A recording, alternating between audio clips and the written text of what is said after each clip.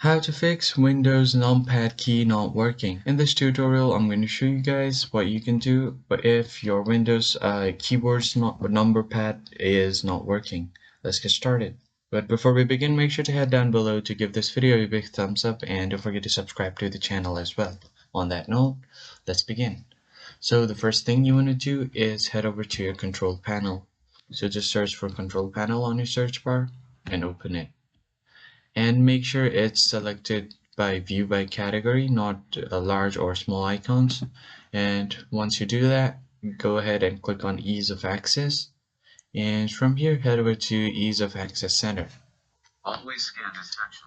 Now here what you will have to do is go ahead and click this option, make the mouse easier to use, and make sure that this thing is turned off. So just unselect this, turn on mouse keys, and once you do this, click on apply and then click on OK.